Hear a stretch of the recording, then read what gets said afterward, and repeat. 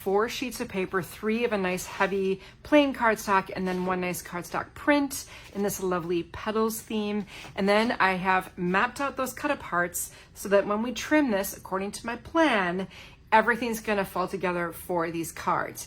Now, if you are substituting with materials from your own stash, you just need 1 for 1, 3 sheets of colored paper that coordinate, a print is ideal, and then you'll follow along by trimming a 12 by 12 light colored paper, maybe that you could stamp on and use to decorate your cards. Let's go ahead and get started. We need our trimmer. Well, let's begin by sorting our paper into the order we plan on using it. So I think I'm just gonna have you lay the cut apart on your work surface, then the print, and then we'll go green and dark pink and then light pink. All right, that's gonna be our order. It's really not that much to trim out, which is kind of nice. Okay, so let's just set the paper then to your left. I'm using my favorite guillotine style trimmer here, and I'm gonna bring in the light pink, just 1 sheet, and we need to determine the grain direction of that paper so that we're not trying to fold the paper against the grain in the future. And I know the future. Okay, so hold the paper by an edge and then just study the behavior of that paper. Like, does it dip easily or is it stiff? Well, the only way to do that, know that, is to compare. So I just rotated to the nearest neighboring edge. It's very stiff in this direction, very floppy in this direction. So let's go ahead and trim this very strategically now, according to my little recipe. We'll cut at 11 3/4, 10 1/4, and then 8 1/2. All right, now rotate the paper so it's horizontal and trim at 11 and 5 1/2. Now, if you're not used to measuring in this style, just press pause as much as you need to. Here we just made 2 card bases for the future. I'll leave everything just sit next to my trimmer here, all these other strips. And let's grab that dark pink or whatever paper you happen to be using. Check that grain direction, make sure the paper goes into the trimmer easily, dipping left to right. And then we're gonna repeat that with the green. Let's find with our 3rd sheet here. Stack those neatly together, and we're gonna trim them at the same time in the same exact way. So 11 3/4, 10 1/4, and 8 1/2. Now rotate that 8 1/2 by 12, so it's horizontal. Trim at 11 and 5 1/2. And once again, after that 5 1/2 inch cut, that's where you're gonna make your remaining 4 card bases for a total of 6. I'll set this aside. So I'm gonna set my trimmer aside, and let's just take these strips here. And I want to organize them by size. Okay, you've got larger strips, smaller strips, and really small strips. Then you have that short one, large, small. Okay, so I'm going to set aside the really short ones. We can use those on the inside of our card, maybe. I think that's what I did. And then let's take like this dark pink, for example. That's the largest dark pink. And let's nest it with the narrower black pink, or light pink rather. And then let's take the large dark green and nest it with the smaller dark pink, and then the last dark green going on light pink, if that makes sense. So we're just basically interchanging all the colors. Now, to adhere these or nest these together, I'm going to be using my favorite liquid glue. This is Club Scraps bookbinding glue. It's important during this step that we get an adhesion all the way across. So rather than run long strips of more pricey adhesive, I think this is probably the most economical way to officially adhere and nest these strips together. And I also like using a liquid adhesive in some of these situations where if I lay something down and I want the chance to make a correction or a little tweak, the liquid doesn't dry as fast, so I can easily do that. All right, so now I'm nesting this. I could use my ruler to help me, but it's only 1/8 of an inch reveal, so it's not too bad. And then I'll do this last one. But in all honesty, this last one I might just trim to use on the inside of my cards. I only officially need 2 nested strips to complete this project. So now I'm just gonna take this first pair of nested strips here, and I need a grid ruler. You need a good ruler here. Grid is really nice because I can skip the traditional procedure of measuring an inch from an edge. So for example, when I was little, my teacher taught me to take my ruler and mark 1, 1, and 1 inch, and then turn the ruler on its side, connect the lines to make my inch. But I can get rid of the pencil altogether, and I can bring my ruler in. Every solid line on the ruler is a 1/4 inch. So 1/4, 1/2, 3/4, and that's 1 inch from the left edge. Nice and level and straight, right on there, okay? I love that. Then I'll take my nested strips with the pink, dark pink on the bottom, light pink on top, distribute my adhesive all the way across, push on the ruler. I can rest this against the edge, and I can confidently know that that is 1 inch from the edge, and it's nice and level from this edge of the paper. Now I need to glue another strip, and this one needs to go 6 1/4 inches from the left edge, but my ruler is not 6 1/4 inches wide. One remedy would be to grab your square, if you happen to have one, find the 0 edge. Here's the 0 corner, and I know that, let's see, this is 6 1/4. 6 plus 1 solid line is 6 1/4.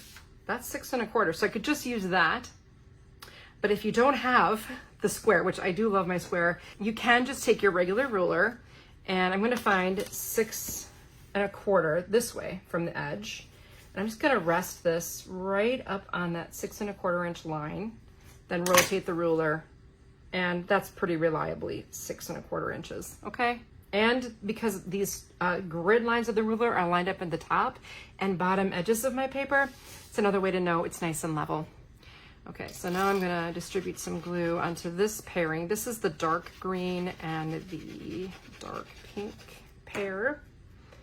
And I'll lay that on there. Okay, what we can do, because we have these pretty little strips here, is I can add them to my strips, my nested strips. So the way I like to add a little strip next to an existing piece is to run the nozzle of my bookbinding glue applicator along the edge of that existing strip on the paper itself, and then I'm going to lay this down on top of it. I find that to be a lot easier than, for example, going like this and trying to hold it. So if I just bring my adhesive onto the paper, zoop, very quick, I can lay this on top. If you can't tell, I'm a fan of doing things efficiently. I don't have a lot of time to waste around with like doing things the hard way or the time-consuming way. So I like to share my time-saving tips with all of you. Okay, so now we're really close to being done with this. This is so cool. I'm gonna grab my trimmer again, and let's go ahead and place this in the trimmer so that this little 1 inch area is on your left and those border strips are running vertical. It's really important. And let's trim this at 10 1/2. So you're over on this side, trimming at 10 1/2, and then 5 1/4. Now rotate that one 5 1/4 inch piece so it's horizontal and trim right through the lines at 8 and 4. Cool, right? Then take the next piece and do the same thing. Trim at 8 and 4 through the lines. And you just made yourself 6 beautiful card panels. Just like that. Now let's trim this strip, skinny strip at 11 and 5 1/2. Now, before we can put our trimmer away, I'm going to set these aside, and we still have this sheet of cut aparts to work with. So when you look at this sheet, it's a little larger than 12 by 12 right now. And what you need to do is remove the paper from the outside edges to create the perfect 12 by 12. So there's a little cutting guide right there. So I'm just going to plop this in my trimmer, and I'm going to shave off most of it. Try to get it, close to that line. I left some of it behind.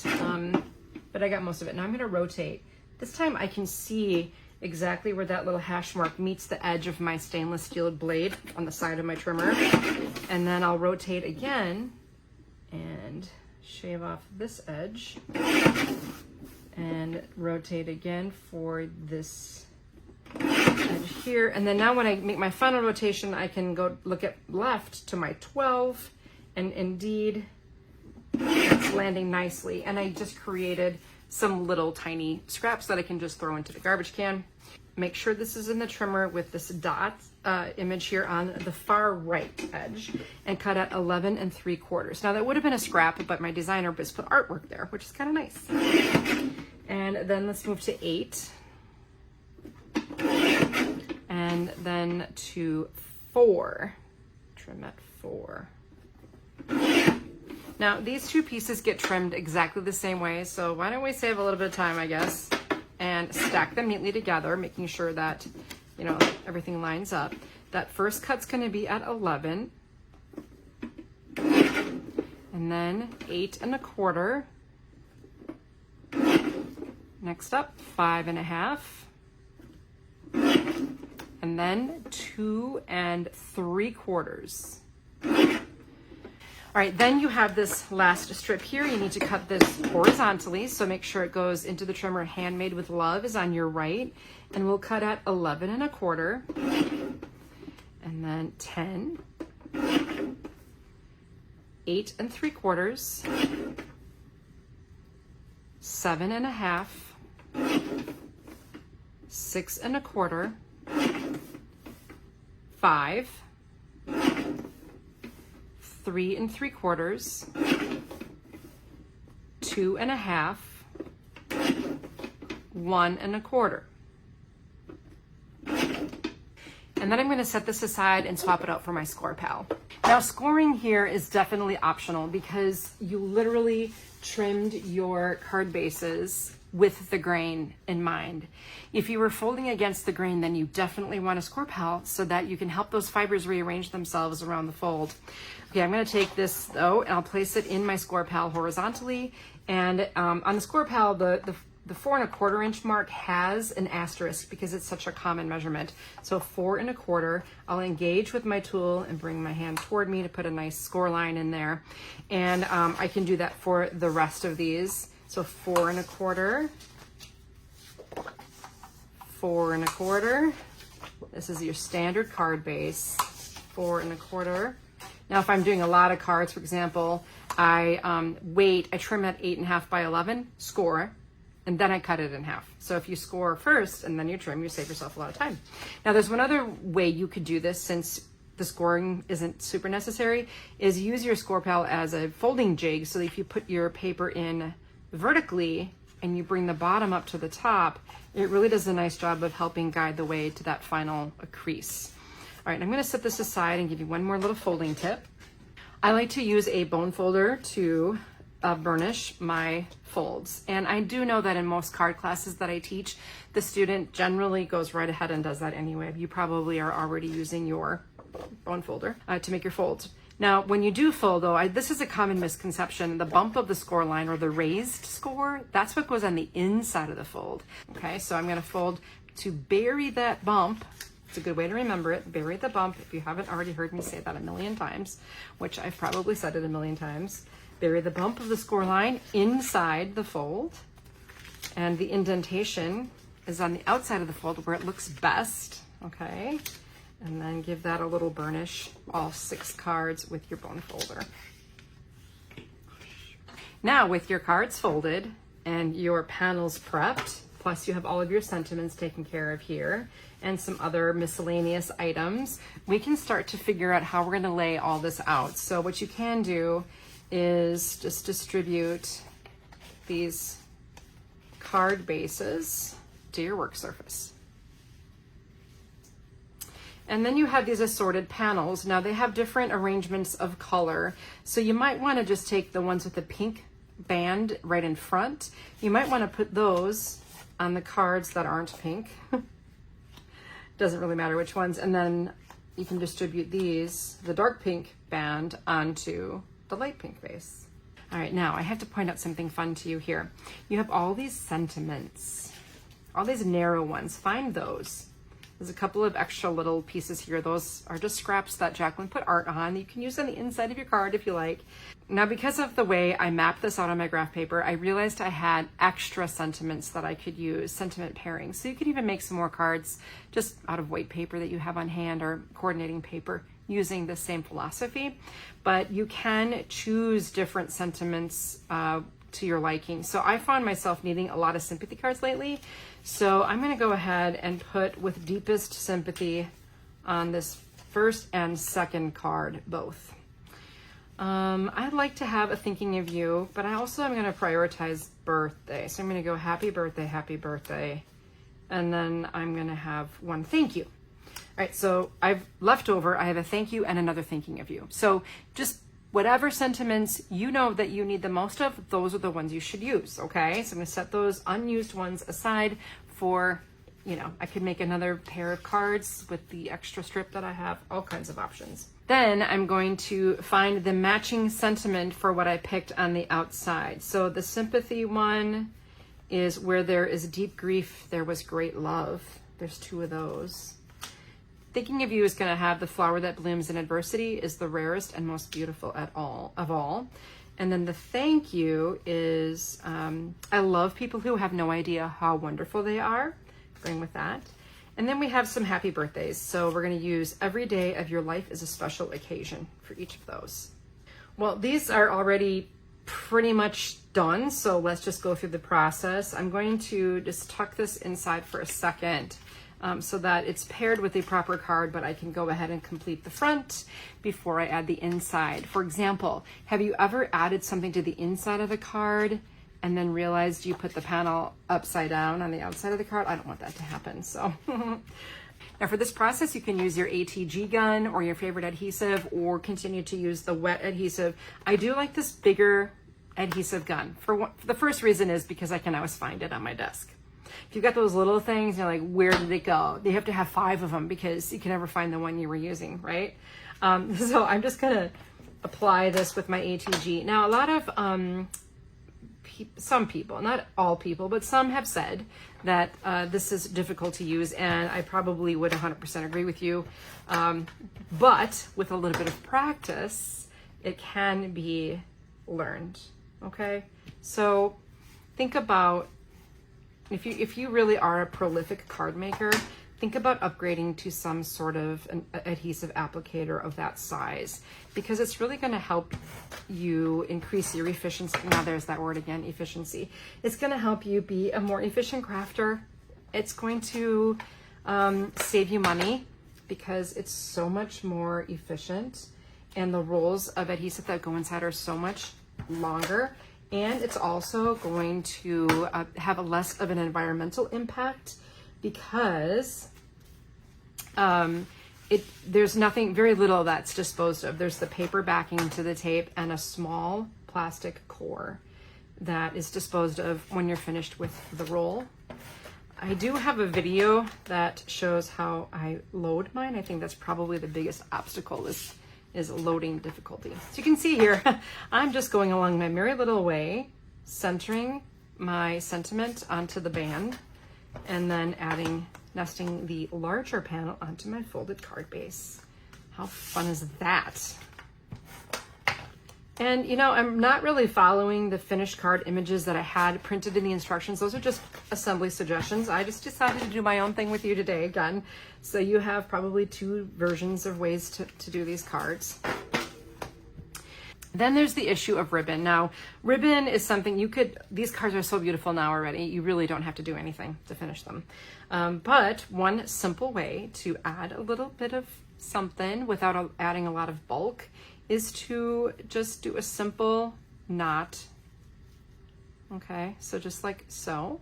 I keep scissors just for ribbon. I do not use this on paper because it tends to dull the ribbon, but I could just add it right here. And for that, I do like to use a glue line. So now this is the 3rd type of adhesive I've mentioned to you today. Let's do it over here, just for something different. But you know, you have to have the right adhesive for the job. It's like, you know, the right tool for the job.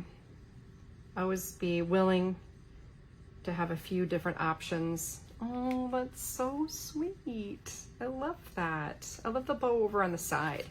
Okay, then we have this inside to think about. Now, you do have these long strips, so I'm going to go ahead and trim all of these. Good thing I have my trimmer handy. I'm going to trim all of them at 5.5 because that is the height of the card. So I could have had you do this before, but you know, if you don't want to mess with it, you don't have to. And then I'm also going to take this doubly nested strip. I'm going to trim it at 11 and 5.5. So I can use this on the inside of my cards just for a little pop of color. I love to use my scraps that way, just kind of keep them handy to adorn the inside of my card. So I'm going to grab a contrasting color. How about this dark pink? That's pretty. And then I will run some adhesive on there. I like to use a ruler when I'm doing this. So I'll just put it maybe a half inch from the edge of my card. And that way I know it's straight because I'd use that ruler to double that in there. And then I'll add my cute little sentiment, my sweet, kind sentiment to the inside. There's my sympathy card, done. Here's another sympathy card. So if I'm working with a wider ribbon, I do like to do that single fold style bow. In fact, I have a whole video called Ribbon Basics. So this I like to cut, I fold the ribbon and cut at an angle toward the bow. And that gives me that nice swallow's tail.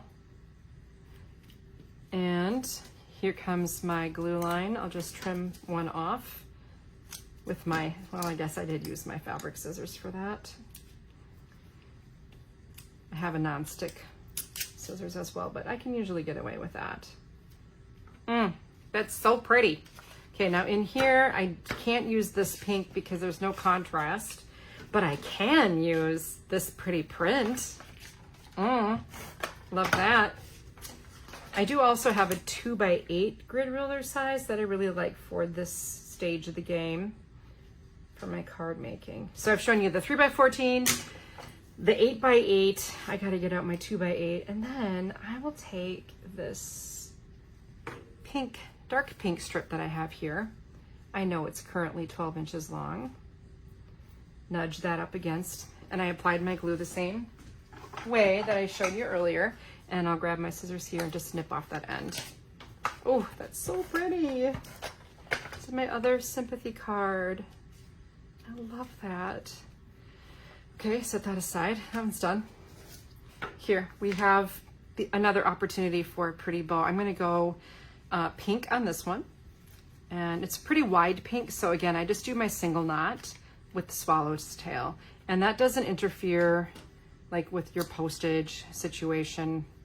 You'll have a little bump in your card, but it won't be anything major. Find my, I'm gonna put the bow in the middle on this one, just because, you know, we can. We have options. So many, countless, lovely options. So pretty. All right, now I can use this if I want to. Here's my little 2x8. This one's really nice for card making. And then sometimes, of course, I use my 3x14 when I can't find the 2x8 and I can't find the 3x14. I grab my 8x8. I use the 8x8 a lot when I'm finishing scrapbook pages. Now, if you have a thin enough ribbon, you can also do the actual bow where I do the 2 bunny ears, just like this. You make 2 ears, you crisscross the ears, you run the front ear through the hole and grab it, and then you make a really ugly bow. So then your next step is to just work with it a little bit to see which way that ribbon's gonna wanna lay. And then pick your side. I like this side. I'll cut my ends always at an angle. I never straight cut the ends. Oh, you can tell how much I enjoy this, right? I hope you love doing this and finding satisfaction in that efficient use of your paper. I do this every month with our card kits that we release. We make together. Our club members make a set of 12 greeting cards, and you don't have to be a member to join and grab a greeting card to check it out. Just pick up any greeting card kit, any card kit of your choice from clubscrap.com, and then with me, you'll sort, trim, score, and then assemble the paper to make 12 cards. And those kits also include envelopes, which is kind of cool. So I can use my other pink strip here with my ruler to keep it on the level. And then I will add my sentiment. There we go. 2 more. I'm going to go pink to just bring that color into the mix again here with my single knot. Now that you've seen me make this, you know how easy it is. And again, fold in half lengthwise, cut at an angle toward the knot, and you'll get that pretty little easy swallow's tail with 1 snip. I should have had all these pre-cut, but you get the idea. So fun and easy. I'm gonna get all these done in 45 minutes or less. It might even be less. That's really unusual for me. Usually I pick things that are just pretty challenging, you know, that take a lot of time. It's Be Nice to Tricia month. All right, 1/4 of an inch from the edge here with my little 2x8 leveler. And then I will layer my sentiment over that. Every day of your life is a special occasion. Now I wonder if it's too late for me to get this off this card base. I'm gonna try it because I want to show you again, like I do make mistakes and have to fix them. You can see how effective this style of adhesive can be. But I think I'm gonna manage to get it off the card. Okay, I'm gonna show you this last little ribbon trick. I've shown this to you before maybe, but I'm gonna use 2 colors of ribbon, okay, just for fun. So I'm going to form a loop of this white ribbon going across about 3/4 of the way and doubled, and trim that. And then ribbon has a grain, so I'm wanting to make sure the ribbon folds in the way it wants to fold. All right, so now I have this double length of ribbon, and I want it to be, I want the center of this bow to be right in the center where the words are. So I'm gonna kind of hold that there and wrap the ends around to the back, where the back is green already from being taped to my card base. And I'll just secure that with some tape. It's probably just the easiest way. Then I have this other piece of pink, and I'm gonna loop it through that first white loop that I made, support this white loop from the left, and tug from the right. Oh. Tape this end down. There's so little left, I just decided to cut that off. Isn't that the sweetest bow you've ever seen in your entire life? So easy, so flat, no big knot to get in the way at the post office, charge you $1.50 to send the card. I just love making my bows like this. Oh, I almost added it to the wrong side of the card, so here we go. And then, what do we have left? I've got a pink strip, and I can add this, and remember when we had that little dotted scrap that we trimmed from the cut aparts? I can add that too. Here it is. Just place that right there. And this is the one where I rarely trim this on my trimmer. I just snip and add my sentiment. And lo and behold, we have our 6th and final card. Oh my goodness, that was so much fun, right? I mean, how easy does it get? I literally made all of these live with you without fast forwarding anything as far as I anticipate. And I've made a little bit of a mess here, but not bad. I have some spare things I can work with to make a couple more cards if you want to use those leftover sentiments. Now I want to explain what comes next. You have your instructions if you picked up this kit, okay? These are valuable. This is like the answer. You can make so much more with these instructions by using what you have on hand. So let me show you what I did.